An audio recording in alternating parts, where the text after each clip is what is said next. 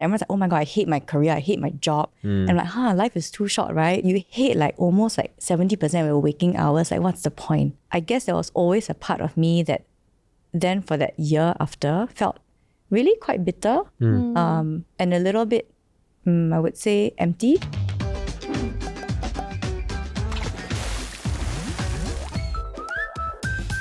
Hello everyone, welcome back to the Hot Pot, where we hop into different pots of spaces people find themselves in during life's transitions. I'm Joey. I'm Q. I'm Nick, and today's episode is a very interesting one. We have here today the CEO of Love Bonito, Dione Song. Thank you. And Dione is here today to tell us a bit more about what it's like to lead a homegrown brand, its ups, its downs, and how to achieve the ever-elusive work-life balance. Ever elusive.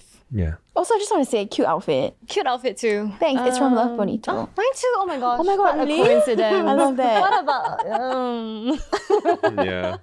Okay, Dione, maybe you want to introduce yourself a little bit? Sure. I'm Dione, CEO at Love Bonito. And what else? Should I do an age drop? Oh. Do you want to do an age drop? Do you want to do an age drop? Okay, I'm 36 this year. Amazing. Wow. Drop your skincare routine. Is it because you got very good work-life balance? Yeah, I was going to I say. know, right? Yeah, maybe, but we'll get into discuss that. that later. But tell us a bit more about your backstory. Tell us about your journey to where you are now, professionally. Well, TLDR, I met Rach, co-founder at LB, at a women's networking event. So hey, I guess women's networking events actually do work, right? And you can make actually quite meaningful connections. And back then I was with a beauty MNC, right? And I think I felt back then in my career, that was what now? Yeah, eight years ago. I felt like a cock in the wheel, right? I think back then. I think it wasn't that maybe as fulfilling, right? And you're wondering, hey, what's my purpose, right? End of the day, or what's my ikigai? And I was like, hey, right, I think maybe to make also more impact, being also in a local homegrown brand, right, in a smaller outfit also, you can make a lot more changes, right? And it's more meaningful in that sense. Yeah, so I met Rach, and then I think one day she asked, hey, have you considered sort of maybe joining us? And I joined LB as the first, not as CEO, as the first C-level exec. And then that was how it started. Okay. I will find my way into a women's networking event. A bit hard, Wait, I'm curious. Do you come from a fashion background? No, a business background. Okay. But then you're always fashionable, Anna. I like to think I have decent taste. No, I love it. It's so Yeah, A-Wang. Yeah. Since you're such a girl boss of this homegrown brand, right? How is your work-life balance actually? I work quite a lot over I've been now at LV 7 years. I work quite a lot. To be honest, I think in the first couple of years, I had probably hustled and put in maybe too many hours. Maybe I also didn't draw my boundaries also for myself that well. Even as a boss, right, of course, I think you can feel sort of burnt out. Then I told myself that whatever are your non-negotiables, then are your non-negotiables, right? For me, even on a weekday, having time also, right? Even to go out with friends, have dinners and stuff, right? And truly disconnect. Be present, disconnect. Don't check your phone, right? Don't feel the urge to reply something. I mean, for me also, family time is super important, right? Because my mom is also alone now. So Sundays, non-negotiable. It's always family day. Yeah. So I think just having clear boundaries. Right. Yeah. Before we dive too deep into the topic, right? What is work-life balance to all of you? Define it for us. I think I got terrible work-life balance. Same. I always try then for 2-3 week stretch, I'll be like, oh, yay, not bad. Then I will slowly fall back into the pattern of just even when I'm not actively sitting at my desk and doing stuff, I am just you cannot switch off. I can't switch off. It's tomorrow I have this meeting, I have this meeting, I need to sort this out. Does it keep you up at night? Sometimes. Yeah, but sometimes it's really I overthink until I'm so exhausted, then I just don't. Yeah, but you never answer the question. How to define work-life balance? I mean, I think if you feel that, I told you before, right, I look at my life as a pie chart. Yes. So I try to quantify, if work takes up more than 60% of that pie chart, such that every other slice is starting to shrink, then you don't have work-life balance. But I think if you can maintain at my age now, I feel like a 60% work, 40% everything else is quite, I'm happy with that lah. Yeah. Joey, as a freelancer who does everything. It doesn't exist. I have work and life balance. So like sometimes I work super hard and sometimes I life super hard. I find it very hard to have a day where it's half work, half life. Somehow my work is my life and my life is my work. But I'm very happy and fortunate to be in a space where I could be groaning about work, but I'm lying in bed on my phone editing or writing an email in bed. Like I know a lot of friends who actually, because of the work from home system, they find it harder to have a balance because your bed is behind you and your work is here. Then you just need to bring your laptop to your bed. And then suddenly all these lines get very blurry and you don't know what is work, what is life anymore. And then the worst is when you bring your laptop when it's nighttime, like 10 p.m. and you're still churning out the emails or planning some stuff when you're supposed to be sleeping. Yeah. So I find that I don't really have a balance, but it hasn't caused me to burn out just yet because I know how to say no when I need to. I used to never define work-life balance. I mean, I like to think about work-life integration. Oh, Right. I love that. From now on, I'm using that. Life integration is not bad, yeah. But I used to think about it like, hey, work-life integration, right? If you love what you're doing, right, for work, right, which is also your life, right? The intersections are really honestly quite great. And if you're passionate what you're doing, you enjoy it all the time, then it's fun, right? If you can bring your true like real self, right, into your workplace or environment and day to day, that's okay, right? And maybe different seasons of life also, you have different priorities, right? And sort of like focus and that pie chart changes over time. I never thought about that because I feel like for a lot of us, we pour a lot of who we are and our personalities in our work. But there are some people who they are very different at work and they are very different as a person.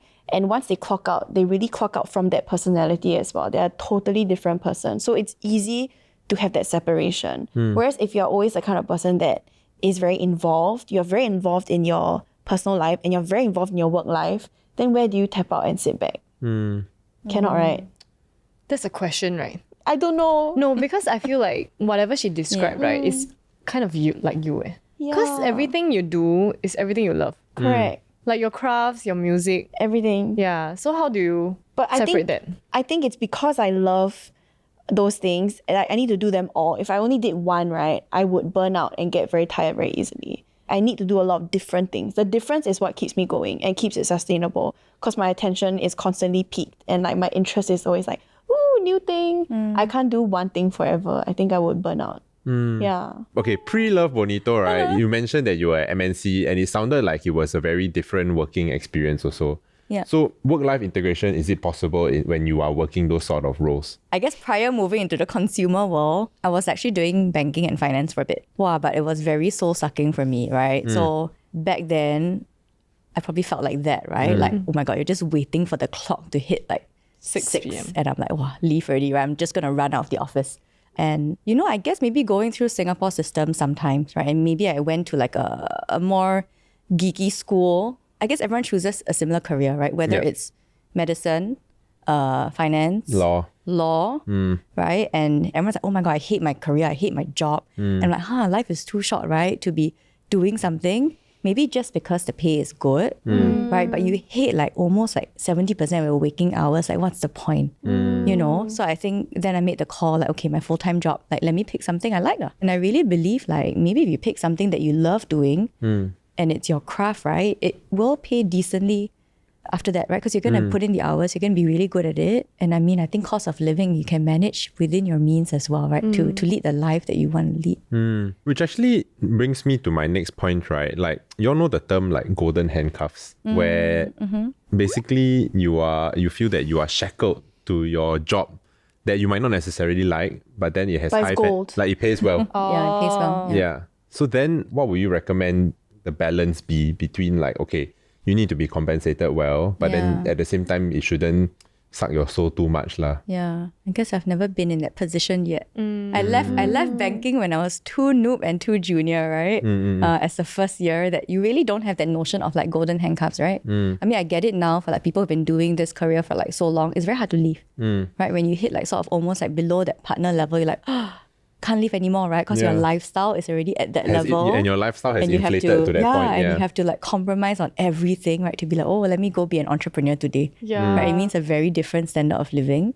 But I guess it's also a relative to standard of living, right? Like golden handcuffs, right? Like if you maybe choose, take the public transport all the time or, choose to cook versus going out all the time. It doesn't have to be so costly. People without children also like the cost of living is a bit different, right? You get to make certain choices and you really do have more freedom and flexibility. So then maybe it's a case of like, just because your earning power is increasing, you don't let your lifestyle inflate as well, so that you have more options if and when you decide to stop like sacrificing your soul. Damn, but lifestyle creep is so... It creeps on you for a reason. Like, you don't see the drastic change. Like, before maybe you're like... At the starting pay, for example, you're like, I have to take the train, I have to take the bus. Then you get a raise and you're like, okay, if I can... The $16 Grab, right, means I can sleep an extra 40 minutes. I will take it. And then maybe after that, the Grab becomes a constant. And you're like, okay, I got another raise. This means instead of buying groceries and cooking, which will take 2 hours out of my day, I just need to be on the toilet. I press Grab. Yeah. That's another $20 added to your daily routine. Like the creep happens this way where you don't realize it. And then when you have to reconsider, like, okay, actually I'm burning out, right? It's time, so I need to cut all these things out. They have been so integrated into your daily life that you can't do without them anymore. And your norm has such a drastic shift that who you are becomes affected. And I feel like that's what a lot of people are going through with this whole work-life balance thing that Q is like... No, I'm just absorbing everything. Yeah, because I don't really think too much about these things. Like, Take Grab lah. No. Yeah. No, I am the take Grab lah. But that is my way of rewarding myself. Yes. Because I choose how I spend my money. Yeah. If I'm not someone who shops a lot, or I personally don't buy luxury goods or materialistic stuff. So that is how I make sure I'm happy and at peace, because I don't want to be rushing. I don't want to be, like just stressed out when I need to get from point A to point B. I think some people do judge people who take Grab a lot. Like, oh, isn't that a waste of money? You can just take the MRT, take the bus. Yeah. But I'm also someone who doesn't go for concerts every month. You know what I mean? Yeah. And it's cheaper than... No shame about concert goers also. It's just that this is how I choose to spend my money. Yeah. And it's cheaper than financing a car. Yeah. In the past, actually, Nick was someone who cares more about the passion for his job. when we were younger. So he cares more about having fun, having like good colleagues and everything, right? But then it reached one point where we had a conversation and he said, actually, at this point, you can just see your job as a job. When I was younger and new to the industry, right, then I was in a job where it was very fun. Colleagues were like my friends and like the work was fun. It was like interesting life experiences. But then at the same time, at the end of the day, right, it was still work. So I felt like I wasn't seeing my friends outside of like work as much. I wasn't seeing my family as much. And that job just sort of took up my entire life. Then that was when I came up with this whole like pie chart thing where I found out that like, that it was 100% this job. So I went from work-life integration to work-life balance. Because I felt like, there were things that like was outside of this job. I couldn't fit, like my family is not going to be, here in this role with me and things like that. So then I went the other way around lah. It sounds like there will be a lot of sacrifices ultimately. So Dione, were there any major sacrifices that you had to make throughout your journey? I guess growing up, to be honest, I probably hustled quite a bit, right? Also actually because my dad was sick. Right? Because I think the moment I started off in the workforce, suddenly I became sort of like the sole breadwinner. Because my mom doesn't work. My mom has been a homemaker like since I was 6. So maybe I think when I first started my career, I didn't really think so much about it and like even work-life balance, right? That notion of it. After sort of like joining LB, 3 years in, and there was a moment in time like then my dad was really, really quite sick, right? So I don't know if I see that as a sacrifice, right? But I think what was super unfortunate and a bit tragic, right? Very honestly, when he was like sort of like almost in final stages and we knew it, I took time off from work right? During that 2 weeks. And then back then, maybe you're all too young to remember, but LB hit the news, right? Back then, we had a data breach, right? So obviously had to go into office, right? Work with the teams and our tech teams and all of that to settle. And the moment I went back to office, I still remember that moment. Then my dad passed, right? So I went through probably a year after that where I was like, wow, I think from feeling always like, hey, right, this is my ikigai, right? I'm feeling passionate to like step in every day. I guess there was always a part of me that then for that year after felt really quite bitter and a little bit, I would say, empty. How did you internalize and like process and move past that? Talking to people helps. You know, they always say, hey, talk to someone, but I think talking to someone actually really helps. But I think it takes time also to be comfortable, right? To also reach out and talk to someone. I think owning that decision in a way too, right? Like I made the decision also to go back into the office, of course, right? I made that decision, right? Work didn't make me do that decision, right? And, you know, I think part of growing up, you have to own it, right? Yeah, and be okay, right? And settled with that as well. Did that shift your mentality or the way you dealt with work or how you balance? That made me carve my first non-negotiable with family, right? I think after I lost my dad, to be very honest, that's why I carve out now like every Sunday, right? Every Sunday non-negotiable, right? Time with my mom. And then like family time now, it's so strange, right? I think I'm at an age, maybe you're not at the age yet, but I'm at an age where, you know, I think sometimes it's a bit sad, right? I guess you start losing also relatives. Me and my oldest cousin, we actually spend time to like try to pull all the cousins together, right? Try to still meet up at like my other auntie's place or my mom's place. I think my dad's passing made me realize like, wow, death is, you know, like so imminent, right? Let's spend time with the ones that we choose to spend time, and let's also do our part, right? To try to pull the family together. Sometimes in life, it's just you need that, not need, but it takes a significant moment like that for you to be shocked and take a step back and be like, okay, this is a priority. Yeah. Because it's so easy to get caught up in the work. Is this something that you've decided to implement for LB as a company? Like carving out time for family, for staff members and the team? Well, I guess the moment like COVID happened, right, we announced just a flexible work arrangement and a setup. So actually until today, we don't define like a set day of the week, right, that you come back, or like, oh, everyone has to come back. I think something we're working through, not perfect yet, right? But I think we also try to have teams also be more conscious. They try to avoid, right? Let's say like, hey, 6 p.m. calls and so on. Yeah. Because for us, I guess the workforce is going through that period where more of the workforce now are becoming like first-time parents also, right? I think you want to ensure that, okay, the younger parents are also okay and they have their own space also, right? Because that's probably the time also, right? You're either picking your kids up, prepping dinner and so on. Question part! Okay, come. Dione, you first. Oh, choose one. Outer space or deep sea? Ooh. Wow. Wow. They both kind of sound terrible. Yeah, They're quite both scary. equally terrifying. Okay, I really don't want to be in like a very scary outer space, so I'll go deep sea. Wow. Wow. Actually, she looked like surfer or diver, right? Yes, she does it. Right. Go Bali surf. But actually maybe got a bit of astronaut vibes also. Cool, thank you. LB new spacesuit, you never see, man. What is one invention you are 100% sure will be invented in the future? Wow. I was thinking about this the other day, you know. I think we will teleport soon.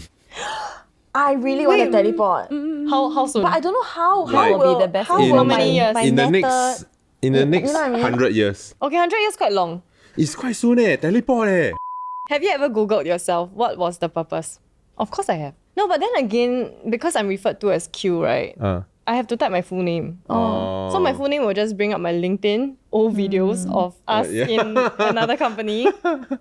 Yeah, that's all. I just want to see like what popped up. Wait, sub question. Have Yeah. you ever typed your name in Reddit? No? Wait, now I'm scared. Reddit is where the real tea is. Really? Yeah, I guess we're all doing that tonight. But actually nothing comes up because we're not popular anymore. You have to make one dish to get a Michelin star. What dish are you making? Fried rice. Fun fact, I made fried rice and got on a cooking show as a kid before. Hey, what? You so Joey, you need to well. calm down. 超级便当. It was a lunchbox competition. Then I introduced myself, I hold the broccoli. Then, 我是 Joey. Like, This is Channel 8 Yeah, Ben Yu and Izan Lee hosted it. I made apple fried rice. You made what? Sorry, you made Apple what? fried rice. The crew like that, like, But they eat and they say, why nice? Then they couldn't stop eating. Actually, when we talk about work-life balance, right, I always think about the people who have to pick up calls from their bosses after 6 p.m. And, you know, some bosses don't really have that boundary set, you know, like no healthy boundaries. Yeah. So how do you guys think an employee can properly convey that message to their boss? I feel like nowadays, any healthy work environment you should be, as an employee, you should be able to like, oh, I can't make it at this time. Like, because I work in like a regional/global role also. So I do a lot of late calls. I have bosses in London and in the US.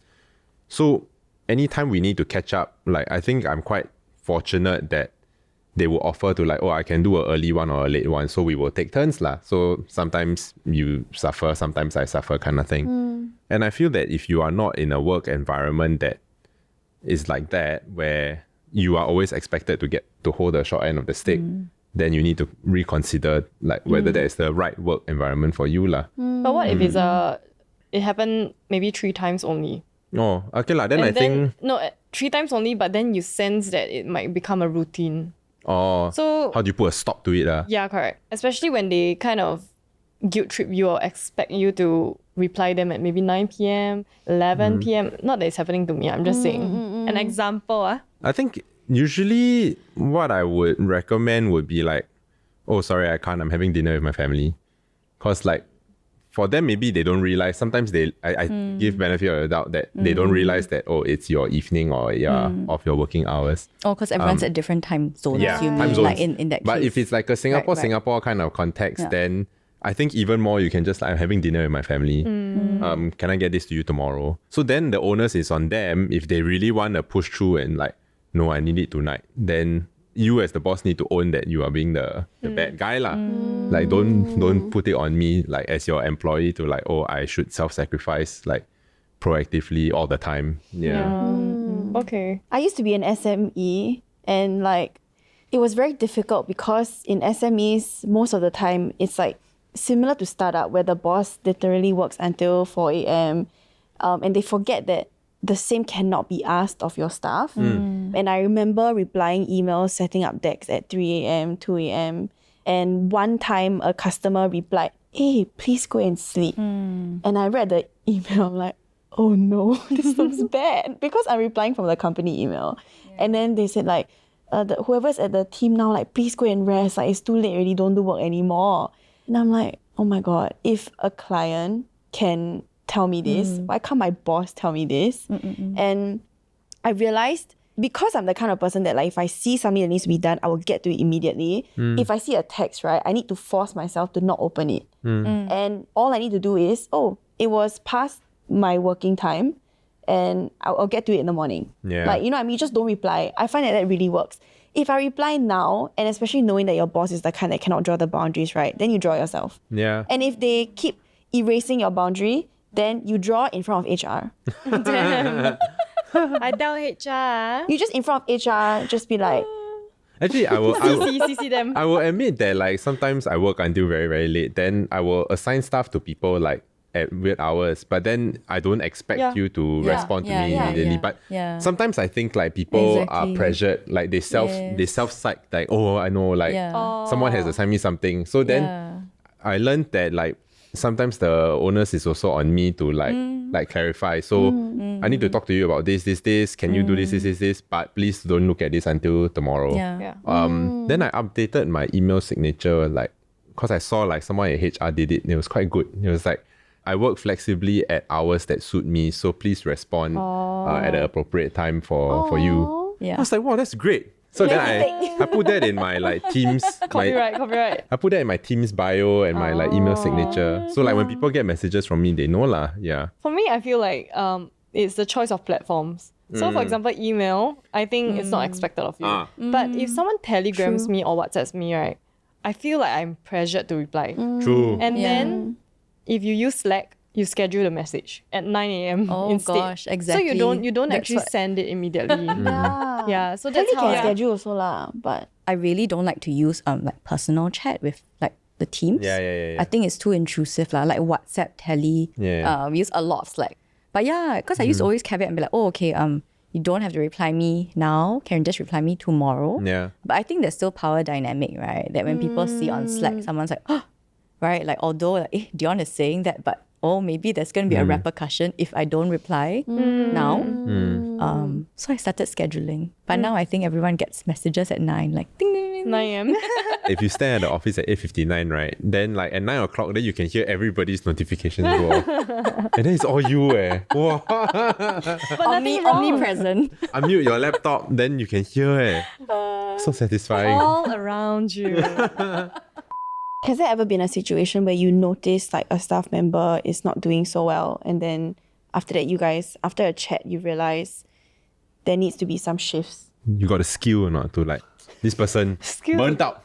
As in to recognize. Yeah. Can smell the recognize tao. You can smell the chao ta or Yeah, not? Like, correct. burnt out. Definitely. I think you can sense it in terms of like energy, right? Energy in a room. I guess how maybe engaged they are also in like the day to day, and even that presence, right? I think when you're seeing someone in like even in a workspace walking around, right? Whether they're dragging their feet or like I like to look for the bounce in the steps. So if any LB folks, if y'all don't bounce, Next time you see it, y'all go back to office, y'all don't bounce, y'all know. So actually, if like you notice, right, then what would be your Call to Yeah, action. what would be your like next steps? Yeah, the usually check in first, right? If it's that person and you're working directly with them, check in, right? Hey, how are you? Right, how's everything? Right, how are you? I think what challenges. As a leader, do you feel pressured to always be at your best state?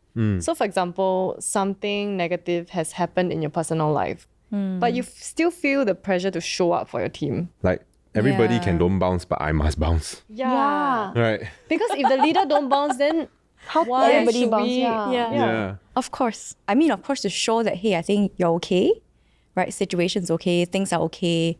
And to like filter, right? I think you filter a lot of noises and things for the team. Then how do you cope? How do you draw the boundary? Because now Yeah. you're not just taking care of yourself, but you're also sort of responsible for the well-being of your team. It's like parenting Yes, you is. cannot Yeah, show it them your really down is. times. You know? Because it's like how our parents didn't show us like when they're down and things like that when you're growing up. Yeah. I really went through a learning curve. Okay, when I first was a manager, I actually used to think that being a manager, right? I think you have to operate like an umbrella.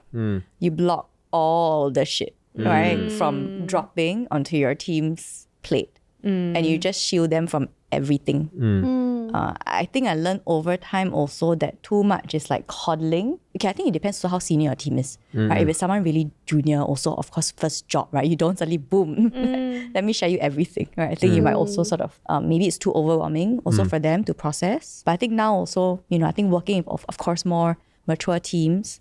I think also learning that, hey, right, I think your teams, of course, right, they're also adult enough, they're mature enough, right? You can trust also. And you can also be more vulnerable, right? Share a bit more candidly also, so that they also get, right? I think more context as well. Yeah. So after our conversation, do you still feel that it's realistic to have work-life balance in Singapore? It's the trade-offs, right? End of the day, like what's important for you. Right? I think how you define that work-life balance, also important, right? But maybe if you want more flexibility, then if you're okay with lesser pay, right? Or maybe erratic pay sometimes, like let's say if you're a freelancer or whatever, right? Like, but that's, I think then be comfortable with that choice. Do you guys feel like with this wave of like, no, I'm going to draw my boundary, that some people have taken it a bit too far to the point where it's, you know what I mean? It's like, you need to come in today. Oh, I can't. I just can't today. No, today is not my day to come in. Yeah. And then it's like, you can't draw definitive boundaries when it comes to someone else's mental health and well-being. But in the corporate world, it doesn't stop because you feel like, I just can't today. Yeah, I mean, I think that's why I think it's really give and take lah. Yeah. And I think the scariest part is that like the realization that if you don't do, someone will do it. Like someone Correct. else will do it. Like what? Your job is at stake. Yeah. You I feel are like- Role is at replaceable, stake. yeah. Right. But jumping on the mental health thing, I think it's so hard to prove Yeah. that you're not feeling well. Like when you're having a stomach ache or you're having a fever, you can go to the doctors to get an MC. Yeah. But when it comes to mental health, I think it's you just gotta trust and hope that they don't abuse the system. But I think like it's a fine line also, right? I think whether if someone's sort of like just not coming in or showing up because they just don't feel like it, I think it's a problem, right? That should be addressed. Yeah. if everyone becomes too entitled in a way. But if teams are, let's say, smart and are lazy in a certain way, let's say like, I think you utilize, like maximize also AI for certain things, but you're still doing a job, right? That's okay, what? Right? You don't have to do FaceTime for the sake of FaceTime, right? If you're delivering outcomes and then you get more hours for yourself, I think that's okay. So with everything said, what is one thing you'd like to share with the audience about work-life balance? I think it's difficult to expect like constant work-life balance in the exact same ratio like throughout the year or like constantly. Because the workforce is just not like that. Like there will be busy periods and there will be chill periods. So I think people just need to see it as like, when it's chill, I chill. When it's busy, I chong a bit. And it might be like tiring and exhausting. But for a lot of people, like, you cannot expect to really have that like routine, like I'm going to have work-life balance every day kind of Unrealistic. approach. Yeah. I like that. I think it's about being clear about more the non-negotiables and like the boundaries for me. I think that's the most important, and not maybe the constant seeking out of the balance. Because I think the seeking out the balance that maybe leads to like frustration, right? And unreal expectations.